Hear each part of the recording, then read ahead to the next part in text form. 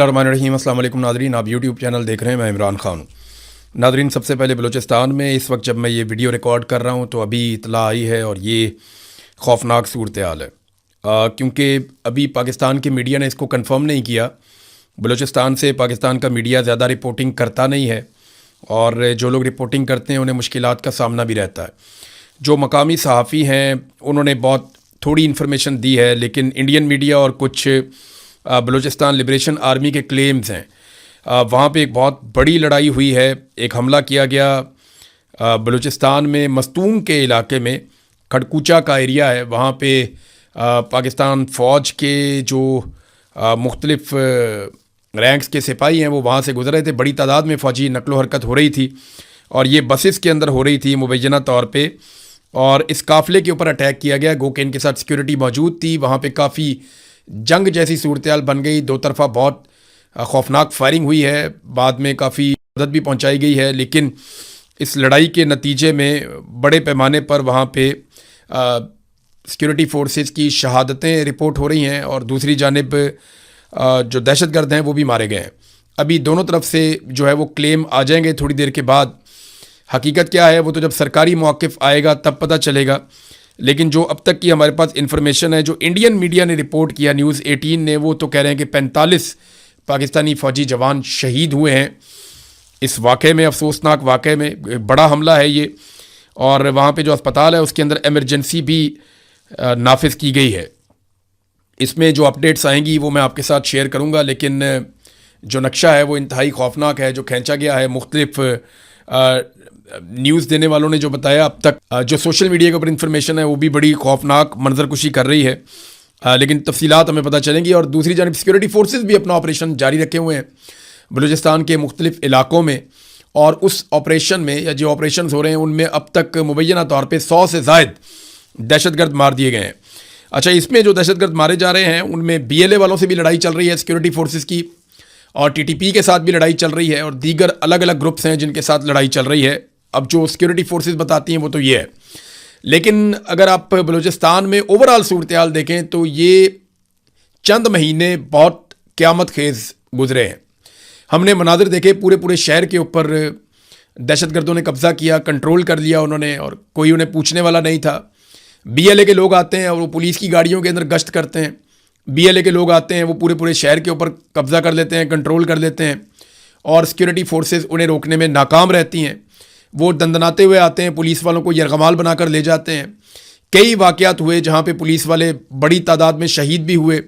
Jafar express वाला सानिया हुआ बहुत बड़ा, उसके अलावा बार बार ऐसे सानियात होते रहे। अभी हाल ही में पुलिस के ऊपर एक अटैक होता है कोयटा के बिल्कुल करीब, और उस अटैक के नतीजे में कई घंटे लड़ाई जारी रहती है। पुलिस वाले मदद मांगते हैं, वो मदद नहीं मिलती, दहशतगर्द कामयाब होते हैं, पुलिस वालों को शहीद करते हैं, बाकी को उठा के साथ ले जाते हैं।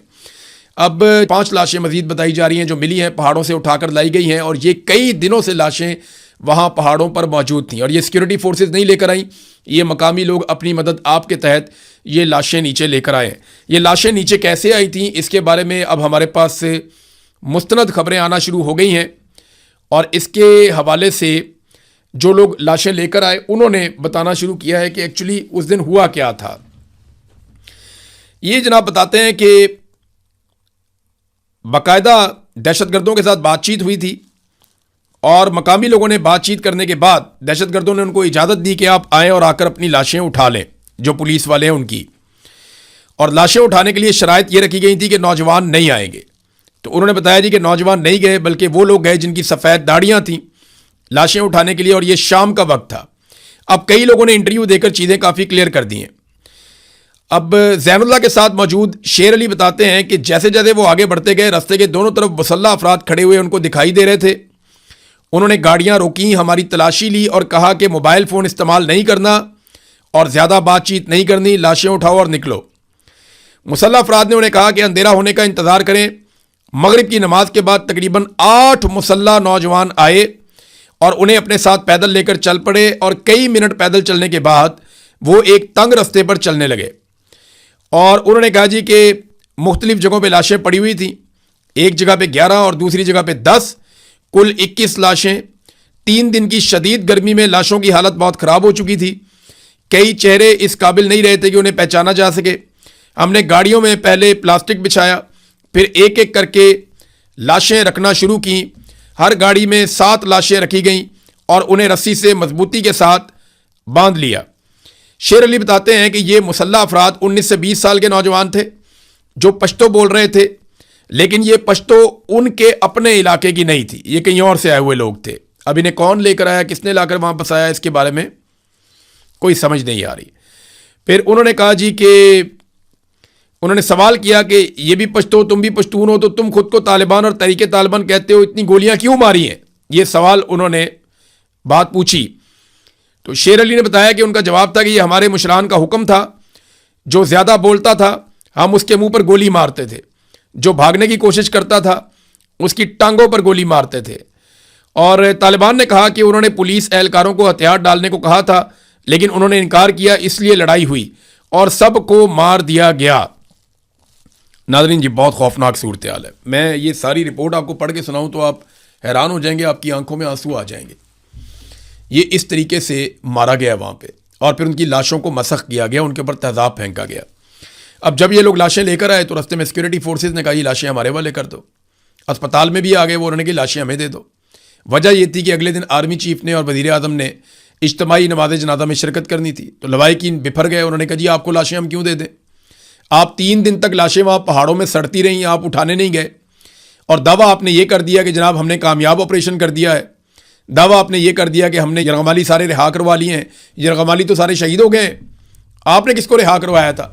اور جو لوگ دوسری جگہ سے واپس آئے تھے ان کو بھی مقامی قبائلی جا کے جو بزرگ ہیں وہ بات چیت کر کے واپس لائے تھے, اور اس سے پہلے جو پولیس والے واپس آئے تھے وہ پیسہ اور بھتہ دے کر واپس آئے تھے. تو سیکورٹی فورسز نے تو کسی یرغمالی کو رہا نہیں کروایا اس سارے انسیڈنٹ میں. تو یہ بہت بڑی صورتحال بے نقاب ہوئی ہے. یہ رپورٹ اتنی خوفناک ہے کہ اس کو پڑھنے کے بعد میں تو ہل گیا تھا. اب یہ اس طریقے سے لاشیں واپس آئی ہیں. مستون کی صورتحال میں نے آپ کو بتائی ہے, وہ دھرنا دے کر بیٹھے ہوئے ہیں, اور دھرنا دینے والوں کے کچھ مطالبات ہیں, یعنی ان کے مطالبات بہت ہی جائز ہیں, آئینی اور قانونی مطالبات ہیں. مطالبات کیا ہیں؟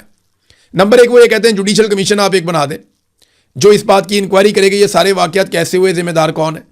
کوئی غیر قانونی کام وہ نہیں کہہ رہے. دوسرا وہ یہ کہتے ہیں کہ جی آپ اختیارات دیں لیویز کو, اور ان کو اختیارات دینے کے ساتھ ہتھیار بھی دیں. اگر آپ نے ہمیں